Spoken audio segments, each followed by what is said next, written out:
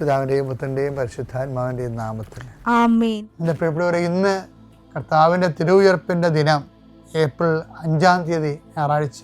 അമ്മേ പരിശുദ്ധ അമ്മേ, അമ്മേ പരിശുദ്ധ ദൈവമാതാവേ, കൃപാസനത്തിലൂടെ ഞങ്ങൾക്കും ഞങ്ങളുടെ ദേശത്തിനും അമ്മ മധ്യസ്ഥം തേടി തന്ന എല്ലാ അനുഗ്രഹങ്ങൾക്കും കൃപകൾക്കും ഞങ്ങളിപ്പോൾ ഹൃദയം നിറഞ്ഞ നന്ദി പറയുന്നു.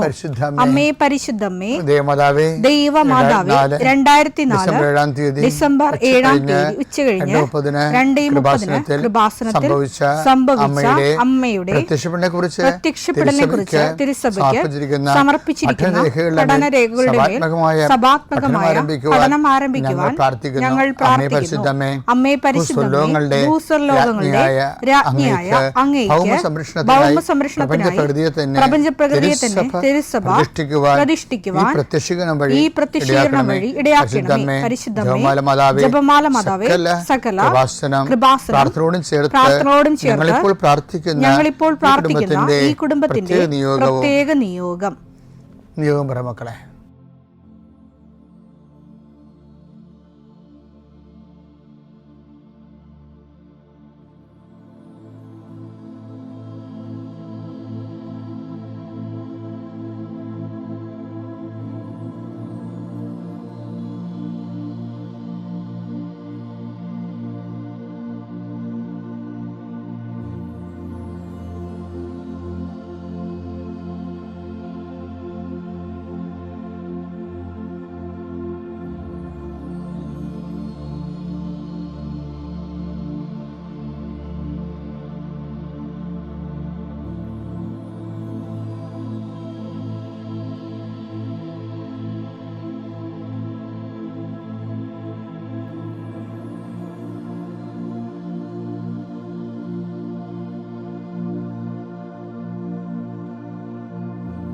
അമ്മയുടെ പ്രത്യക്ഷീകരണത്തിന്റെ ഈ അനുഗ്രഹവേളയിൽ ഞങ്ങൾക്ക് സാധിച്ചു തരുവാൻ കനിയണമേ. ആമേൻ. വിശ്വാസ പ്രമാണം.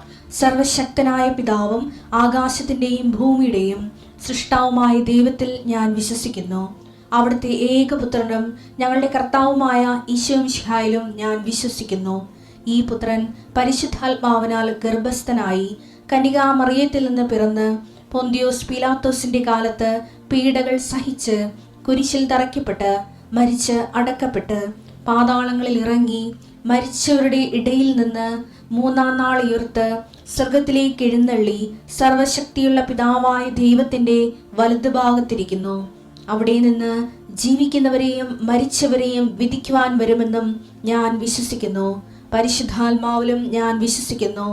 വിശുദ്ധ കത്തോലിക്കാ സഭയിലും പുണ്യവാന്മാരുടെ ഐക്യത്തിലും പാപങ്ങളുടെ മോചനത്തിലും ശരീരത്തിന്റെ ഉയർപ്പിലും നിത്യമായ ജീവിതത്തിലും ഞാൻ വിശ്വസിക്കുന്നു. ആമേൻ. സുഖസ്ഥനായ ഞങ്ങളുടെ പിതാവേ, അങ്ങയുടെ നാമം പൂജിതമാകണമേ. അങ്ങയുടെ രാജ്യം വരണമേ. അങ്ങയുടെ തിരുമനസ് സ്വർഗത്തിലെ പോലെ ഭൂമിയിലും ആകണമേ. അന്നു വേണ്ടുന്ന ആഹാരം ഇന്ന് ഞങ്ങൾക്ക് തരണമേ. ഞങ്ങളോട് തെറ്റ് ചെയ്യുന്നവരോട് ഞങ്ങൾ ക്ഷമിക്കുന്നത് പോലെ ഞങ്ങളുടെ തെറ്റുകൾ ഞങ്ങളോടും ക്ഷമിക്കണമേ. ഞങ്ങളെ പ്രലോഭനത്തിൽ ഉൾപ്പെടുത്തരുതേ, തിന്മയിൽ ഞങ്ങൾ രക്ഷിക്കണമേ. ആമേൻ. നന്മ നിറഞ്ഞ മറിയമേ, സ്വസ്തി. കർത്താവ് അങ്ങയുടെ കൂടെ സ്ത്രീകളിൽ അങ്ങ് അനുഗ്രഹിക്കപ്പെട്ടവളാകുന്നു.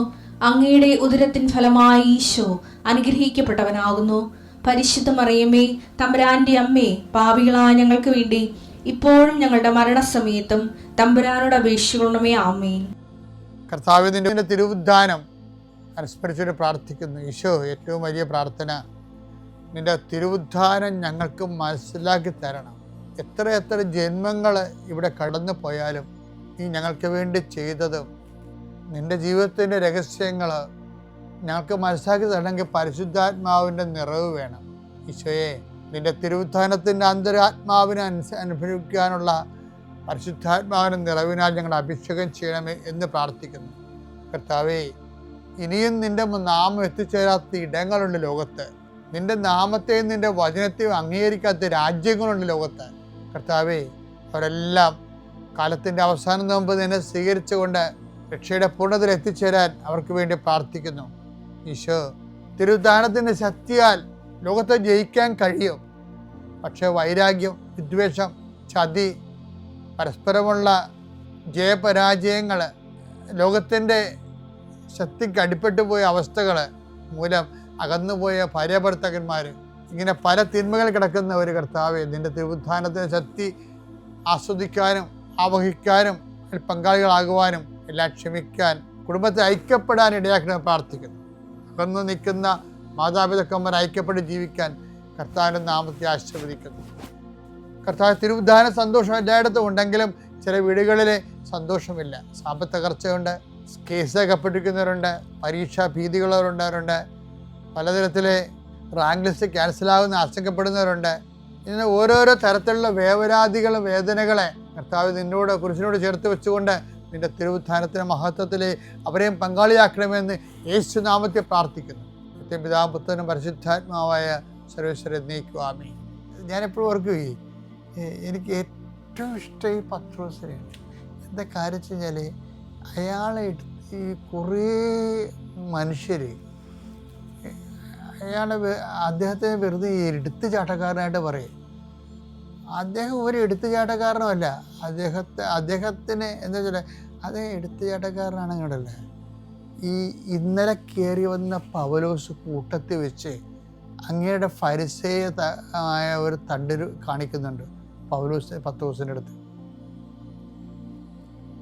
പക്ഷെ ആ സമയത്ത് പത്രോസ് കാണിക്കുന്ന സൗമ്യത കണ്ടു കഴിഞ്ഞാൽ നമുക്ക് തന്നെ പൗലോസിനോടൊരു നീരസം തോന്നും.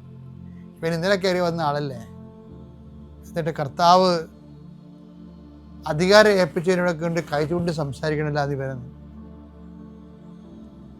അപ്പോൾ എനിക്ക് പൗലോസിനോട് അന്നും ഇന്നും ഒത്തുതീർപ്പ് വന്നിട്ടില്ല. ശരിക്കും പ്രബോധനം ഭയങ്കര ഗംഭീരമാണെങ്കിലും സ്വഭാവം എനിക്ക് അത്രയ്ക്ക് പിടിച്ചിട്ടില്ല.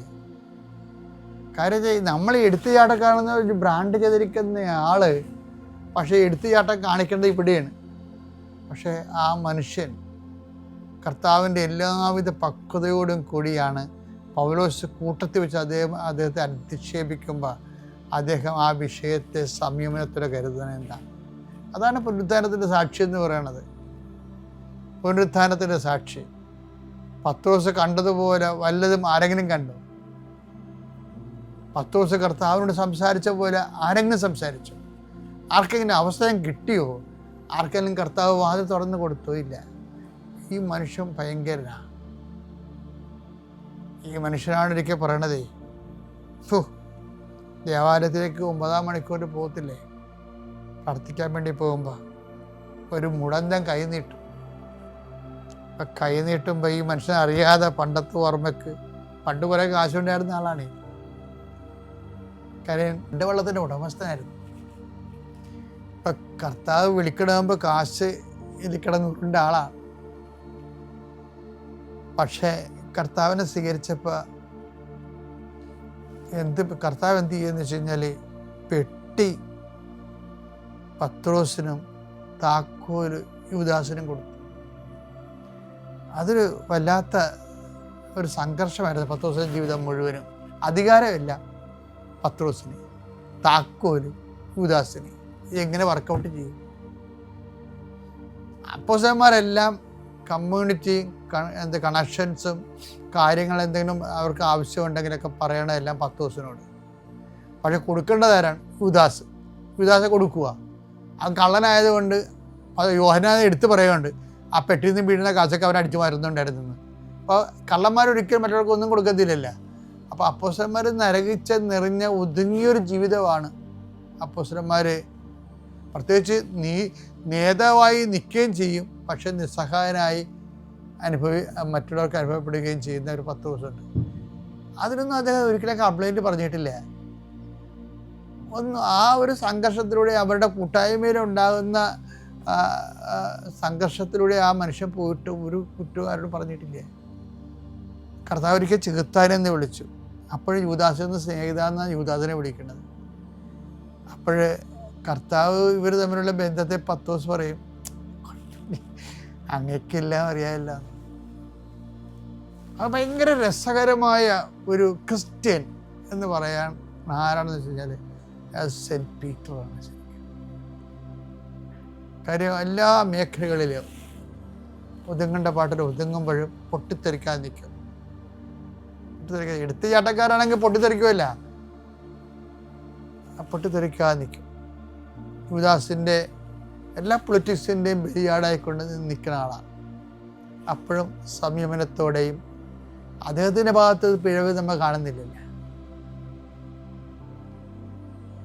അതുപോലെ തന്നെയാണ് കർത്താവ് ഇല്ലാഞ്ഞ തിരുവുത്ഥാനത്തിൻ്റെ ശേഷം ഉണ്ടായിരുന്ന സമയത്തും ഈ പൗലോസ് അദ്ദേഹത്തിൻ്റെ അടുത്തേക്ക് കയറുന്ന സമയത്തും അദ്ദേഹം സംയമനം പാലിക്കും.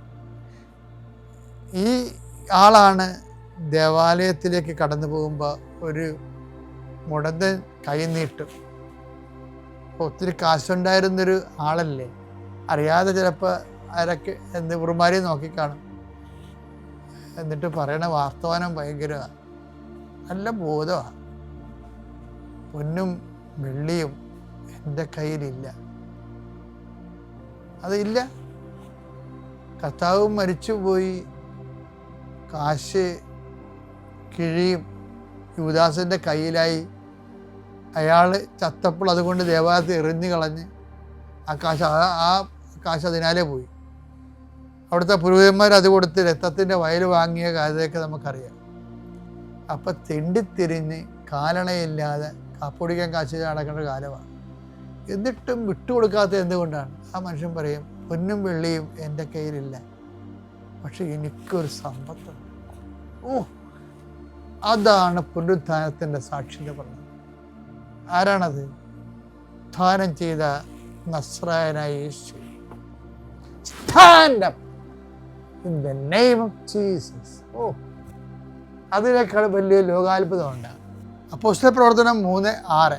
പത്രോസ് പറഞ്ഞു, വെള്ളിയോ സ്വർണമോ എൻ്റെ കയ്യിലില്ല.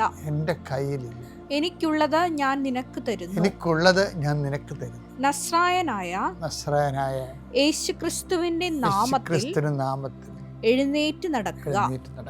എൻ്റെ ഈ പൊന്നില്ല, വെള്ളിയില്ല, എനിക്ക് പേരില്ല, പകിട്ടില്ല, പത്രാസില്ല, പാരമ്പര്യമില്ല, പക്ഷെ എനിക്കൊരു കാര്യമുണ്ട്. നസ്രായന യേശു തിരുവുത്ഥാനം ചെയ്ത ആ ഒരു വിശ്വാസത്തേക്ക് വന്നാൽ തിരുവുത്ഥാനം കൊണ്ട് നമ്മൾ ലോകത്തെ ജയിക്കും, ജീവിതത്തെ ജയിക്കും. പത്രോസിനെ പോലെ തിരുവുത്ഥാനം കൊണ്ട് ജീവിതത്തെ ജയിക്കാൻ കർത്താവ് നിങ്ങളെ സഹായിക്കട്ടെ. Happy Easter.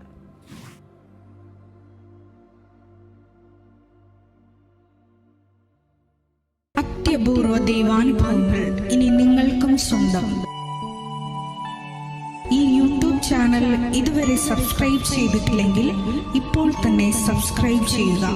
ഈ വീഡിയോ ഇപ്പോൾ തന്നെ നിങ്ങളുടെ സുഹൃത്തുക്കൾക്ക് ഷെയർ ചെയ്തുകൊണ്ട് കർത്താവിൻ്റെ പ്രേക്ഷിതരാകുക.